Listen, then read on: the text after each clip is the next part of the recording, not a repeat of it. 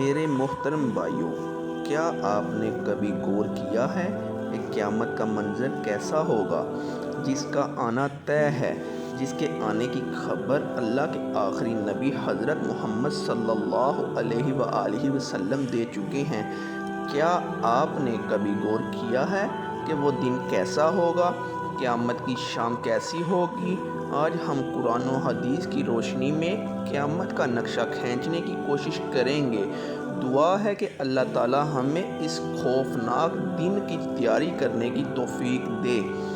ایک ایسی عام سی گرم دوپہر ہوگی یا پھر سرد دوپہر ہوگی، پتہ نہیں وہ گرمی کا تپتا ہوا سورج ہوگا یا سردی کا ٹھنڈا کپکپاتا ہوا سورج ہوگا۔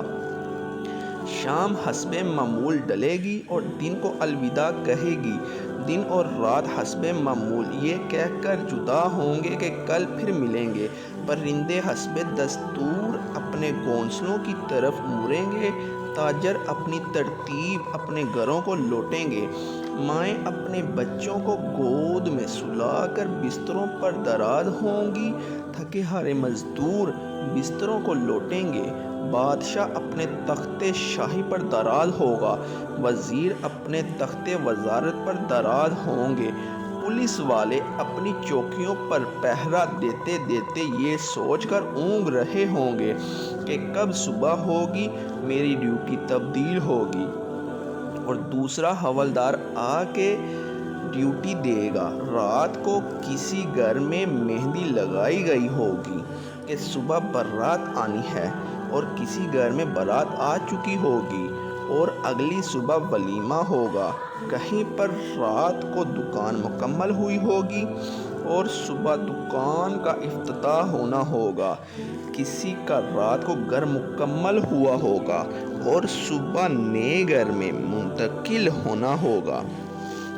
یہ ساری حسب معمول کی باتیں ہیں جو آج کے دن بھی کسی نہ کسی جگہ پر ہوئی ہی ہوں گی، اور قیامت سے پہلے کی شام بھی ایک عام سی شام ہوگی۔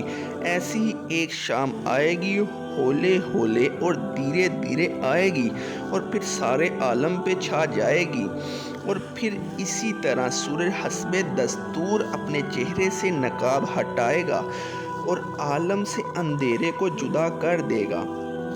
کوے آنکھیں کھولیں گے، مرغے اذان دیں گے، بلبل کا نغمہ ہوگا، کوئل کی کو کو ہوگی، جھرنے اسی طرح اپنے پانی کے ساتھ بہہ رہے ہوں گے، دریاؤں میں طغیانی حسب دستور ہوں گی، سبزی لینے والے منڈی کو جا رہے ہوں گے اور کام کاج والے بس اڈے کی طرف جا رہے ہوں گے، مائیں اپنے بچوں کو اسکول کے لیے تیار کر رہی ہوں گی، حالی نے کھیت میں ہل ڈال دیا ہے، دکاندار نے دکان کھول لی ہے، گاہک نے آ کر قدم رکھا تو دکاندار نے مرحبا کہا، 10 میٹر کپڑا طے پایا، اس نے کپڑا ناپا اور کپڑے کے لیے کینچی ڈالی۔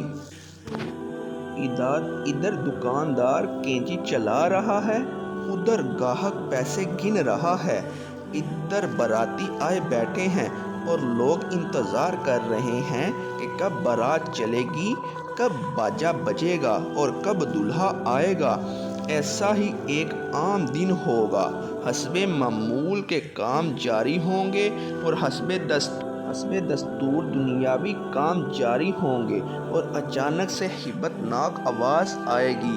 وہ آواز اتنی خوفناک ہوگی کہ اس آواز کو سن کر دکاندار کے ہاتھ سے کینچی گر جائے گی، گاہک کے ہاتھ سے پیسے گر جائیں گے، دولہے کو اپنی بارات اور اپنی دلہن تک یاد نہ ہوگی، لڑکی والوں کو مہندی اور زیورات میں سجی ہوئی بیٹی یاد نہ ہوگی، اور لڑکے والوں کو گھوڑے پہ چڑھتا ہوا دولہا بھول جائے گا، حوالدار کو اپنا پہرا بھول جائے گا۔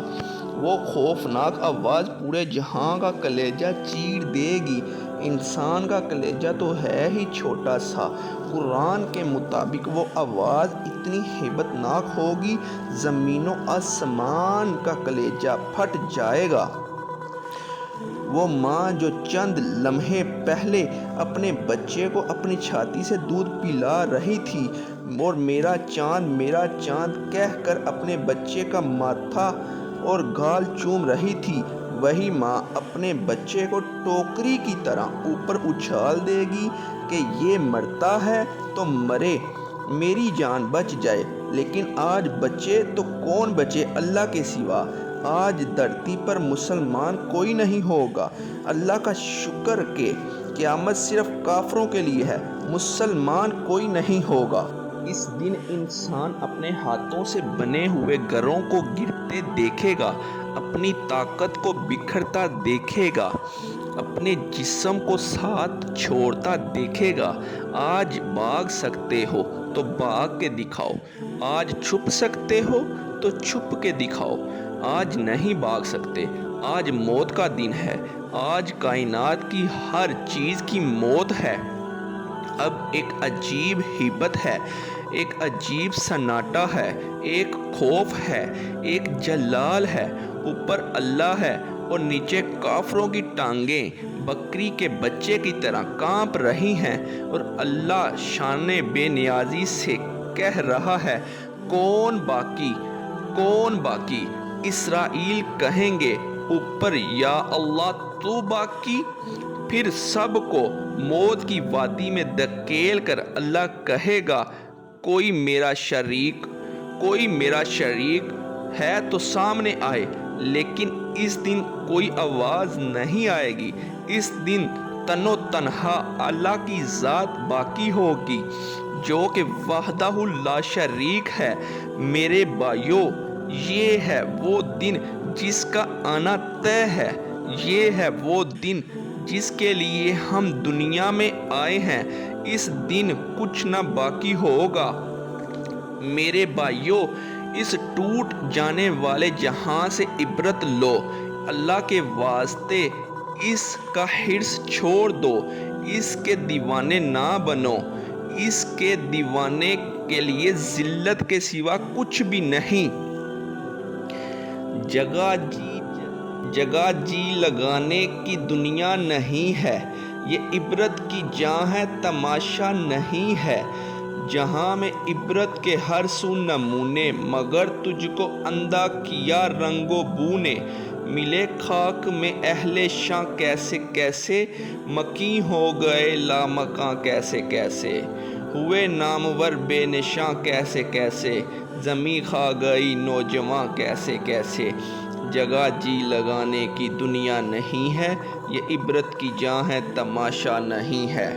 اگر واقعہ اچھا لگا ہو تو چینل کو لائک، فالو، سبسکرائب ضرور کریں اور بیل آئیکن کو دبا لیں تاکہ نیو آنے والے واقعات آپ تک پہنچ سکیں۔ شکریہ۔